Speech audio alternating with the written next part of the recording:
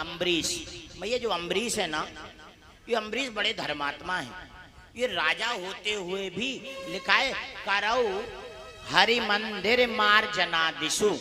नीलम जी जरा ध्यान से सुनिएगा, वो अम्बरीश जी प्रतिदिन भगवान के मंदिर में झाड़ू लगाते थे राजा होते हुए भी।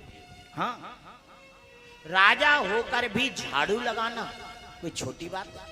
यहाँ तो जरा सा गांव का प्रधान बन जाए, 4 से 10 गाड़ियों का मालिक बन जाए, 2-4 कंपनियों का मालिक बन जाए, वो झाड़ू तो छोड़ो।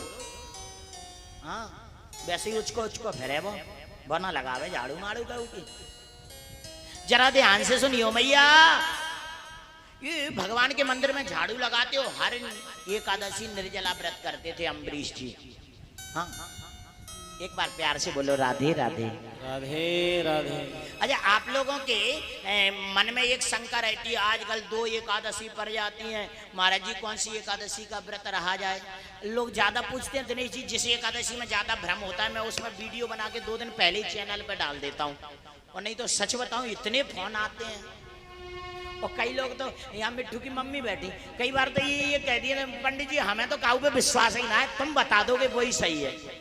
क्या नाम, दरोगानी जी बैठी। एक आप जब तक आप नहीं कहोगे तब तक हम व्रत रहने वाले ना है।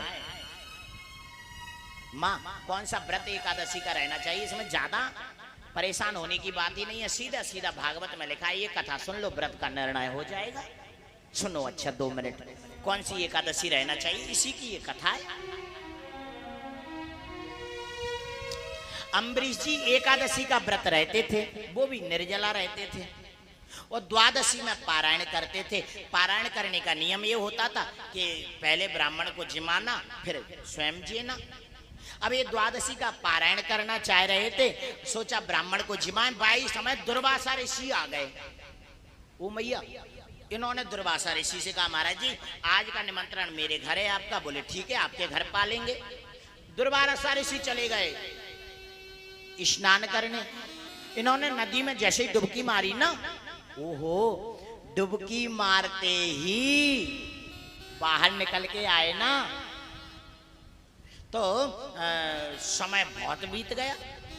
अम्बरीश जी उधर परेशान इस बात से, क्योंकि एक द्वादशी खत्म होने वाली थी, और द्वादशी व्रत ऐसा रहना चाहिए जिसका एकादशी व्रत ऐसा रहना चाहिए जिसका पारायण द्वादशी में हो जाए।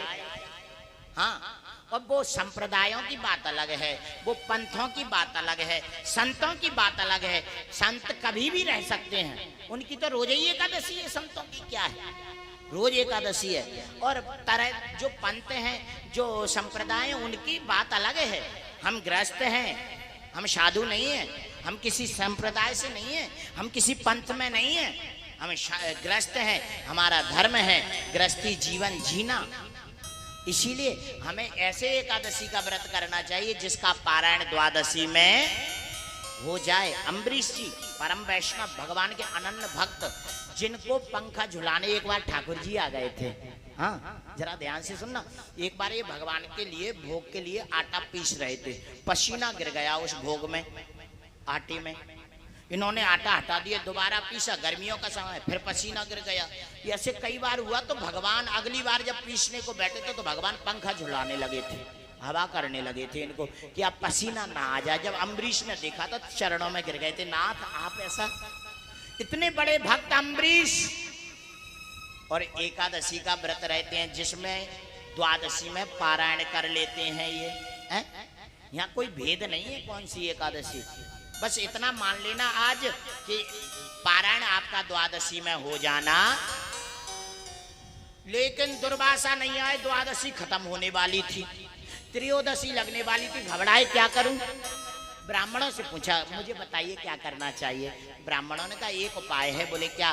बोले आपने निर्जला व्रत किया है, भोजन का निमंत्रण दिया है। हाँ। बोले तो जल पी लो। जल का निमंत्रण तो नहीं दिया ना? बोले ना। बोले जल पी लीजिए आप। ये जल पीने को बैठे, इतने में दुर्वासा आ गए। मुझे निमंत्रण दे के तू खाने बैठ गया। जटाओ खाड़ी कृत्या उत्पन्न कर दी, खाने को दौड़ी। अम्बरीश जी हाथ जोड़कर खड़े हो गए। भक्त है ना, ये कोई लड़ना नहीं है इन्हें, कोई अपनी ताकत दिखाना नहीं है इन्हें। हाथ जोड़कर खड़े हो गए। नाथ सुदर्शन चक्र निकला और कृत्या को मार के अम्बरीश जी मारे दुर्वासा के पीछे लग गया वो, और दुर्वासा जी के पीछे वो सुदर्शन चक्र लगा। दुर्वासा भागे भागे शिव जी के पास गए, शिव जी के पास से विष्णु भगवान के पास, ब्रह्मा जी के पास गए, ब्रह्मा जी से विष्णु भगवान के पास गए, और सब जगह जाकर ये जब निराश ही हो गए, हताश हो गए, जब ये परेशान हो गए, तब इनको भगवान ने कहा था, हे दुर्वासा तुम अम्बरीश की शरण में जाओ। बोले नाथ आज आपकी शरणागति व्यर्थ जाएगी क्या? बोले नहीं, मैं तुम्हें रास्ता बता रहा हूं, तुम अम्बरीश की शरण में जाओ, क्योंकि मैं भक्तों के अधीन हूं। अहम भक्त पराधीना, मैं भक्तों के अधीन रहता हूं। हाँ, और ये अम्बरीश के पास आए थे। अम्बरीश जी ने हाथ जोड़कर सुदर्शन चक्र को प्रणाम किया था। सुदर्शन चक्र शांत हो गया था। इस